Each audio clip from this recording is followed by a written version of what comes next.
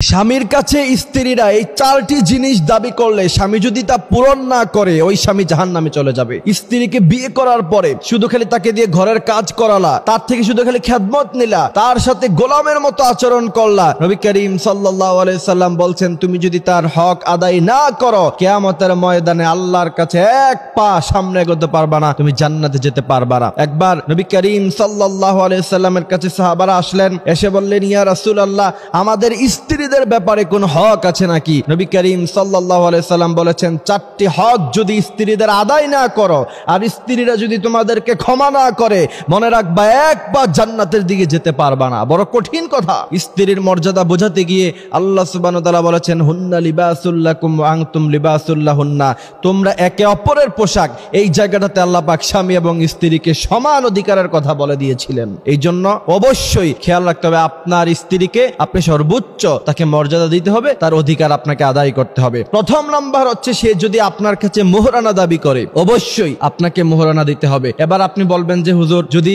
মোহরানা দেওয়ার মতো ক্ষমতা না থাকে, মোহরানা দেওয়ার মতো ক্ষমতা না থাকলে আপনি বিয়ে করছেন কেন? আপনাকে বিয়ে করতে কে বলেছে? আপনার স্ত্রী যদি আপনার কাছে মোহরানা দাবি করে অবশ্যই আপনি তাকে মোহরানা বুঝিয়ে দিতে হবে, আর না হলে আল্লাহর কাছে আপনাকে তার জন্য জবাবদিহিতা করতে হবে। এই জায়গাতে এসে আপনার কাছে যদি একান্তভাবে মোহরানা দেওয়ার মতো সক্ষমতা, সেই সম্পদ যদি আপনার কাছে না থাকে, তাহলে আপনি বেশি থেকে বেশি যেটা করতে পারেন, অত্যন্ত বড় নম্র ভাষায় তার থেকে আপনি ক্ষমা চেয়ে নিতে পারেন। তবে কোন স্ত্রী যদি ক্ষমা না করে, আপনি কিন্তু কোনোদিন ক্ষমা পাবেন না। এই জন্য তাকে ভালোবাসা দিয়ে, আদর দিয়ে তার থেকে আপনি ক্ষমা চেয়ে নিতে পারেন। তবে আপনার যদি সামর্থ্য থাকে, সম্পদ থাকে, এরপরেও যদি আপনি তার কাছে ক্ষমা চাইতে যান, তাহলে সে কিন্তু ক্ষমা না করলে কোনোভাবে আল্লাহর কাছে আপনি কোনোদিন পার পাবেন না। অবশ্যই আপনাকে মোহরানা আদায় করতে হবে। এরপরে নবী করিম সাল্লাল্লাহু আলাইহি সাল্লাম বলেছেন, দ্বিতীয় নাম্বার স্ত্রীর হক হলো, তা যদি তোমরা আদায় না করো কিয়ামতের মাঠে আল্লাহ সুবহানাহু ওয়া তাআলা তোমাদেরকে জান্নাত দিবেন না। সেই বিষয়টা হচ্ছে, তুমি যেই দামের কাপড় পরো, তোমার স্ত্রীকে তুমি সেই দামের কাপড় পরাতে হবে। আপনি দামি দামি ব্র্যান্ডের কাপড় পরলেন, দামি দামি ব্র্যান্ডের জুতা পরলেন, কিন্তু স্ত্রীকে কাপড় কিনে দেওয়ার সময় 500 টাকা দামের, 200 টাকা দামের, 300 টাকা দামের থ্রি পিস তার জন্য কিনলেন, কম দামি বোরকা কিনলেন, কম দামি জুতা কিনলেন, আর অপর দিকে আপনি দামি দামি জুতা,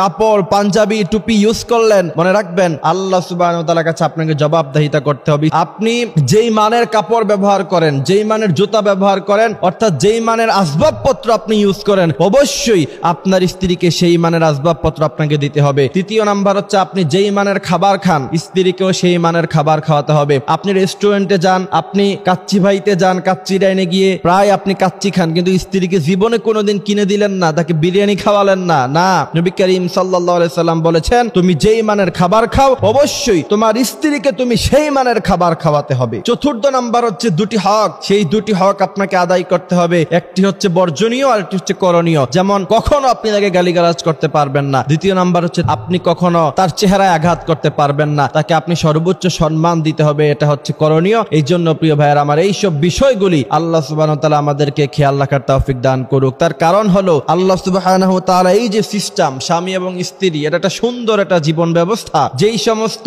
জাতিগোষ্ঠীর লোকেরা বিয়েতে অভ্যস্ত না, দিন শেষে এদের বয়স যখন অনেক হয়ে যায়, 40-50, হতাশায় ভুগে শেষ পর্যন্ত তারা আত্মহত্যা করে। যারা বিয়ে করে, এরা যখন বৃদ্ধ হয়, ছেলে সন্তান হয় তাদের, তখন সম্পর্কটা সুন্দর হয়, তাদের জীবনটা বড় সুন্দর হয়। এই জন্য আল্লাহ সুবহানাহু ওয়া তাআলা বলেছেন, ওয়াশিরুহুন্না বিল মা'রুফ, তুমি তোমার স্ত্রীদের সাথে সৎ আচরণ করো। সৎ আচরণ করার মানে হলো, স্ত্রীকে গালি দেয়া যাবে না, বকাবকি করা যাবে না, তার গায়ে হাত তোলা যাবে না। যেই সমস্ত স্বামীরা স্ত্রীর গায়ে হাত তুলে নিজেকে বীর পুরুষ দাবি করতে চায়, মনে রাখতে হবে, এরা বীর পুরুষের সন্তান নয়, এরা সব কাপুরুষের সন্তান। কারণ নবী করিম সাল্লাল্লাহু আলাইহি সাল্লাম বলেছেন, খায়রুকুম খায়রুকুম লিআহলি, তোমাদের স্ত্রীদের থেকে সার্টিফিকেট নেওয়া হবে। তোমাদের স্ত্রীরা যদি তোমাদেরকে ভালো বলে, তাহলে তোমরা ভালো মানুষ, আর তোমাদের স্ত্রীরা যদি তোমাদেরকে খারাপ বলে, প্রকৃতপক্ষে তোমরা খারাপ মানুষ। আল্লাহ সুবহানাহু ওয়া তাআলা আমাদেরকে কথাগুলি বুঝার, মানার তৌফিক দান করুক। আমিন।